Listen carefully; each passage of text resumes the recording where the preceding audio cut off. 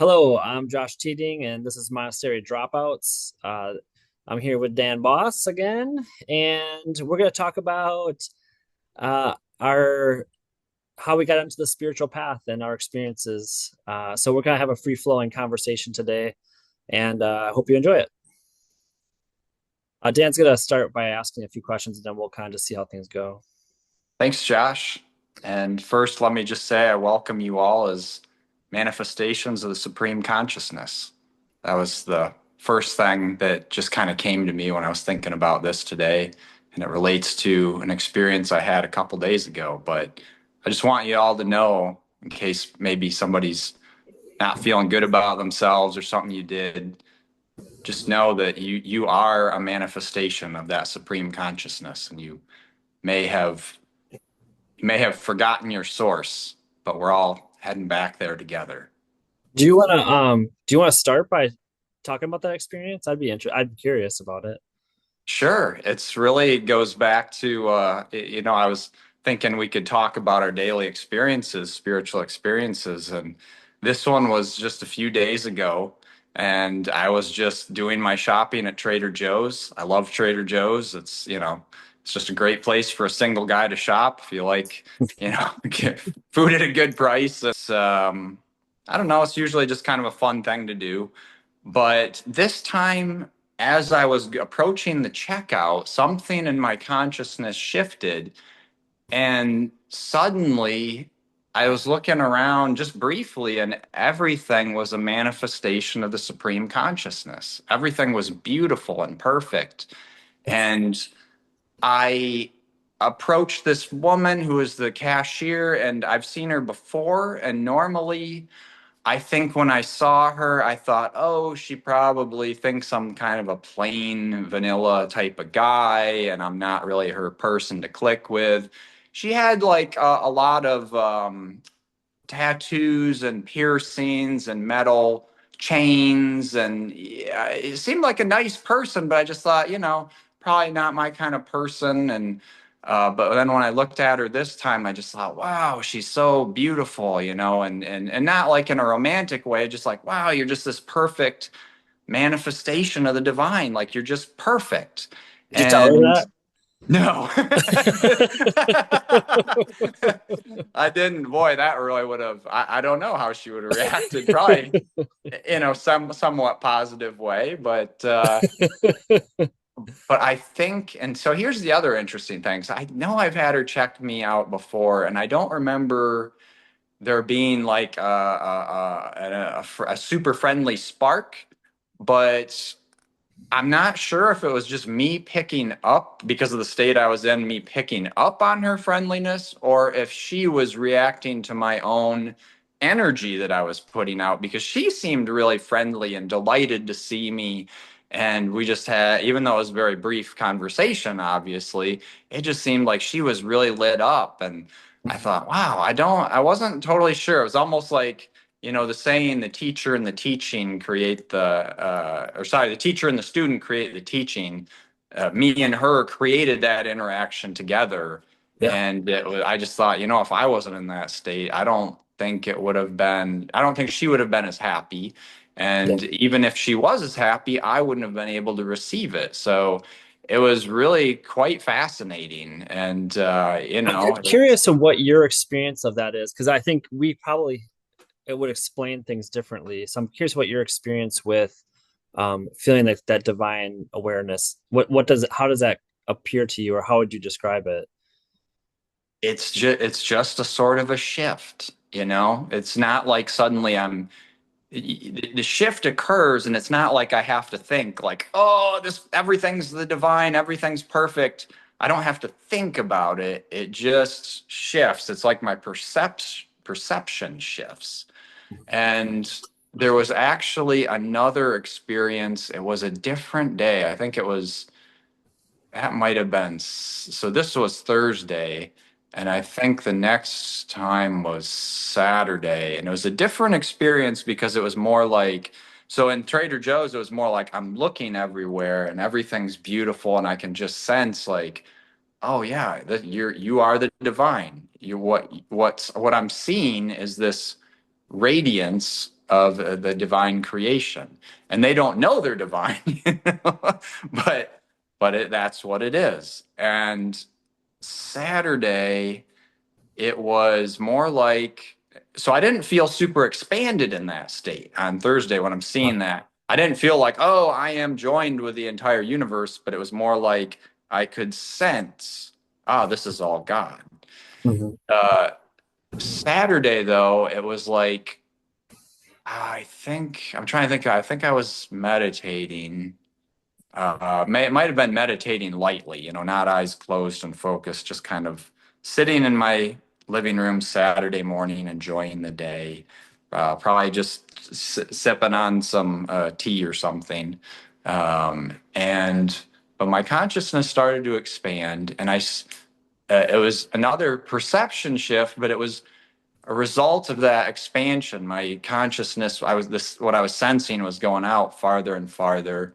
And suddenly it was like the shift was, oh, this little body here is just uh, sitting in the sea of consciousness that is God, and it's so wonderful and beautiful. And I that in that state, it was like I started to slightly disappear. My ego started to get more ephemeral, and I Yeah. started to merge a little bit with this sea of consciousness.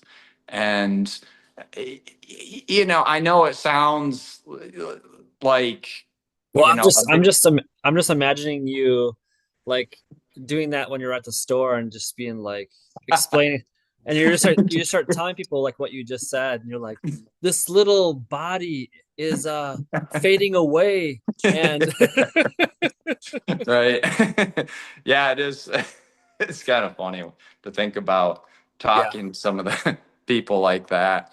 Um, but But I think what you're describing, it's one of those things where the beauty in it is that you can kind of fade in and fade out, and like sometimes we forget about it, and then sometimes we can consciously go into it, but the idea is to like kind of carry it throughout the day as much as you possibly can if you can get into that space.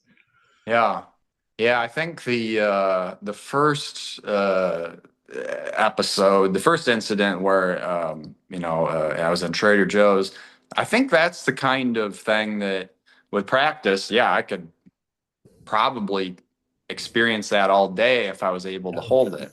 The second Yeah. one's a little more difficult. It's like, I don't know, with that sort of like somewhat merging, like I don't know that I could function. I think I can do that sitting sipping tea. But I don't know Right. that I could do that Hey, driving a that's still car. multitasking, Dan. Yeah, right. So yeah, Yeah. those were some experiences I had this Yeah. weekend, and they're so beautiful. And then I'll go back to half an hour later, I'm looking at the news and I'm like, yeah, I'm so mad, Yeah. So Yeah. Yeah. You pop in and pop out. And I think for me, for the majority of the time, I think it helps a lot more if I'm obviously like meditating or just pausing. Um, and I yeah, think for me, a lot of times, breathing and then feeling my body, and then starting to incorporate like what I'm experiencing outside this body. Then a lot of times your awareness it starts to kind of fade out into the other stuff, and then the body becomes like small in that consciousness. yeah, Um, but yeah, and like at work, when like I feel stress, a lot of times I'll go for a small walk in the clinic, and then just like walking and feeling my small body, walking through the clinic and breathing, then I can start to feel that wider awareness. And I guess maybe in future videos we should talk about methods to kind of get to that space, because I think a lot of people are like, well, what are you even talking about? But yeah. But I mean, I think a lot of people, they feel the peace and the bliss of what we're talking about, but the actual like feeling the consciousness not only in your body but beyond the body, I think that's a different. Um, it might take some time to kind of develop that experience. So yeah. even though it's just like our natural state to to Right. experience the wider consciousness, and then like see this little body moving around and like looking through this little body's eyes. Um, but yeah, that's yeah. Should we move on to going through some of the questions that we were talking about? Yeah, let's see. So I thought people might like to know what got us on this spiritual path. Oh And yeah. yeah, so if you want to share, go for it. Well, yeah, it's kind of. I was thinking about it today, and I was my first spiritual experience. I thought about it, and it was actually when I was a really young kid. There's two experiences that I recalled back to, and obviously, like they were just experiences that I had that I think everyone has experiences like this, and whether they remember them or not, it's I don't know. But the first experience I had, I remember just laying in bed one night, and I remember thinking like I'm on this planet, and I was probably like 8 or something or 7 or something, and I was like I'm on this planet, and I was like there are all these people on this planet, and then I started to like kind of visualize like like little dots across the earth, like where are these people, and then like in that moment it was like the earth, I was like the earth, and there's all these little pieces of consciousness throughout the world, and I just felt like amazing. And I was like all these people are like connected through whatever this is, and like as a kid I didn't really know what that was, but I was like we're all Mm. connected through this space. And then that was like a blink, and then like I probably fell asleep or something like that. And then the other one was I remember taking a shower probably like 8 or 10 years old, and I put my hand on the wall for some reason, and I looked at my hand, and like I moved the muscles, like it's like you're moving, and I like looked at the nails, and I was like, I at that age I never no one had ever told me like I'm in an animal body, and I was Oh, like, and I was like I am in this body, and I'm like I'm an animal that can like think and do different things, and it just blew my mind at that age. I was like, no one ever told me this. Like, why has no one ever told me? Like, we're animals, like roaming this earth. Um, so those are experiences as a young kid, but um, I think getting on the spiritual path, that was more of like I didn't have much discipline, and I didn't have much structure as a kid. And so for me, the way I got like the way I could feel safe and secure as a teenager is because I was getting into a lot of trouble and things like that. But I ended up trying to find some sort of truth, for like for an anchor for myself in that time, because I felt like I was kind of floating along and I didn't have any security. And so I just started investigating uh, traditional Christianity, and then because there's people around, obviously, in our culture to teach about those things, I basically ended up moving in to that path. And so we can talk more about that, but um, yeah, so that was like the beginning of learning about religious things and things like that. And I got really involved in like the dogma of Christianity, but at the same time I was trying to find the truth. Like I wanted to be that like small percentage of people who actually found the truth. And like I think we were talking about this previously, but the Bible says like the people who actually find God are like it's like a small path, and like the wide path, most of the people go down that path. And that verse stuck out to me at that age, even in high school. And I wanted to keep searching and searching and searching, and like try to find um, what that path was. And for years, the challenge for me was the things that I was seemed to be finding, experiencing that seemed real to me. A lot of times the church would say like that's not real and that's like the devil. And so I had a fight between these forces of like I'm trying to find real truth, and these things that I'm experiencing seem true. And sometimes the people around me would say that that is real, and some people would say it's not real. And it took really, really long time for me to actually figure out what actually worked for me. So, yeah, and you cool. had a much different path. Like, Yeah. yeah, It's, you real quick, you mentioned that, some people in your church said that was, the devil, these other things, or maybe experiences you'd had. yeah, Well, one of the saddest things I ever encountered, I dated a woman who she used to have this great intuition, and she would have premonitions of things that would happen. And she went to a teacher at a Christian school she really respected and said, "Hey, what do you think of these things?" And he said, "Oh, that's the devil." And she consciously, I don't know if I'd say consciously, or maybe it was subconsciously, shut down her intuition pretty much completely. Yeah. It was so sad. Yep. And Well, her yeah. yeah, and she Well, I also would, would have all this pain in her body that it had no explanation. I thought, geez, I bet it's related to that. I mean, I could be wrong, but you well, know, yeah. And I think, it happens with religions, because the religion hasn't incorporated those types of spiritual things into their practices. And it also happens in society in general too. Like right. kids, because their world is so much more amorphous and ephemeral, it's like they incorporate everything into like what they're experiencing, like sounds and stuff. So that's why one reason that they get scared so easily and stuff like in the dark. But a lot of times we kind of shut them down and tell them what reality is, and so it happens in a lot of different ways. And I think obviously, yeah, she could have a lot of energy movement through her if she was allowing that to happen. Yeah. And there's people who experience those things to a greater degree than you or I do. And they've allowed that from a long time. Like they've allowed those intuitions to come through. And I those are really impressive people to me. And for Yeah. me, I have never really tried to develop it because for me, developing spiritually is more about becoming more free and more peaceful and like experiencing a wider consciousness. But for the people who have learned those things and like allowed them to develop inside them, it's very amazing to see. Absolutely.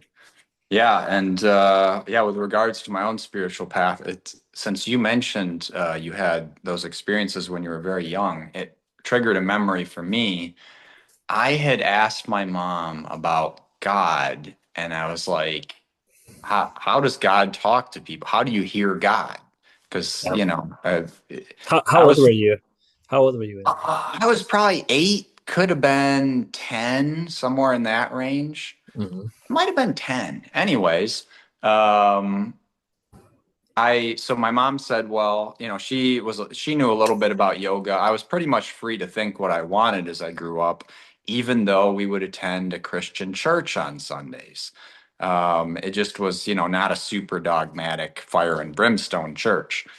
Um, and my mom said, well, trying to hear God is like trying to hear a whisper in a crowded room. And I thought, oh man, how do you do that? And so I went out to our property in the field and I just laid down in the field. I tried to hear God, and I don't think I could hear anything. But then, not much later than that, I was sitting in the house and I was listening again. And I was just kind of looking out the window and I started to hear this sound. It kind of sounded high pitched, almost like if you imagined crystals singing or something. And I started to hear it, and I started asking people in my house, I'm like, do you hear that sound? They're like, no. I asked, my sister, my brothers, and my mom, and I asked my dad, I'm like, do you hear this sound? I'm like, if you just real quiet, it's like a high pitched sound. And I almost thought it was like the power lines nearby or something. My dad goes, he goes, he goes, oh, that's tinnitus. I think that's what he goes. I have that in my ear.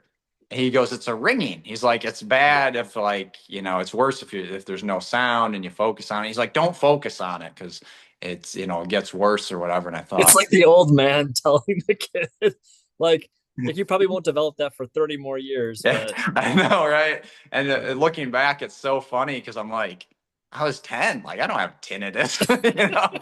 But that was I mean, he was just going by his best explanation. That was all he yeah, could come up with. yeah, And decades later, one of my teachers, one night after a session with her where she was, had multiple people on the phone and was doing a meditation, I texted her. I said, "My God, there's a sound. It's so loud. It was that sound, but it was loud." yeah, And I was like, "What is happening?" She goes, "Oh, that's the ohm."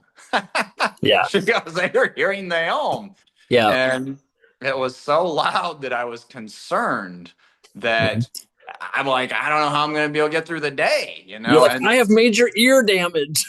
yeah, yeah, I couldn't help but be concerned. So then what happened was it went away the next day, and suddenly I was like, oh, I miss it. I missed it. As soon as it goes away, I miss it. And that was how Yeah, I knew. I'm like, oh, this is the own. This is a blessing. This is a signification of higher energy coming in. And then a few yeah, days later, I was working at a wastewater plant and they were repairing something, and this guy bangs a piece of sheet metal, and it was right next to my ear. And then my ear did ring for like 2 days. And then I was like, oh, this is what ear ringing is like. And it is annoying and it's very different. yeah. Did you You miss know, it when it was gone? no. Oh, please bang another hammer next to my Yeah. ear. And No. I think actually they do talk about that in the Bible, and they talk about the sound of like many waters or something like that. Um, and Hmm. I think that is something. But it was funny because I talking about tinnitus or like ringing in your ears. I had gone to see Amachi, who's like a saint from India. Yeah. We would visit her periodically, and I went to her retreat for like a weekend, and I just meditated the entire time. And she has so much energy, and like you just vibrate and you feel so Yeah. joyful. And I remember for several days after that event, I had like that deep like ringing sound that's Mm. like that like the ohm basically. Yeah. And I was actually worried. I'm like, oh my god, because there's a lot of music at that event too. Right. And I'm Yeah. like, well, that's not. I'm like, it's not a That's rock funny. concert, so it can't be like ear damage. But it lasted for like several days or a week. And but there was a few seconds there where I was like, oh man, like are my ears okay? So yeah, that's Yeah. kind of funny. That's cool. Yeah, that's a wonderful, wonderful thing to have happen. And it's Yep. sometimes it gets loud and sometimes it's not that loud at Yeah. all. Sometimes it's barely audible. But anyways, so yeah, that was my first, I would say that was, my first little experience of some sort of a divine thing, which I didn't know it was at the time. Yeah. And kind of makes it That's funny to look back. I have another funny story with that because when I first started meditating, like in high school, they would talk about chakras, and you'd feel them a little Mhm. bit, like you'd feel like a little pressure, like on your forehead, like where your third eye is, or something like that. And Mhm. later on, it's like a much different experience. But I remember my one of my classmates, she kind of would, I don't know if she meditated with me, but we talk about spiritual things a lot, and she kept talking about all this pressure she had in her forehead. And I'm like, I wonder. And I had just started to experience that little pressure from like the third eye opening in meditation. And I was like, maybe it's your third eye. Like, because I viewed her as like a very spiritual person. I'm like, maybe your third eye is like causing this pressure. And um, she would kind of bring it up periodically, like it almost like hurt or something.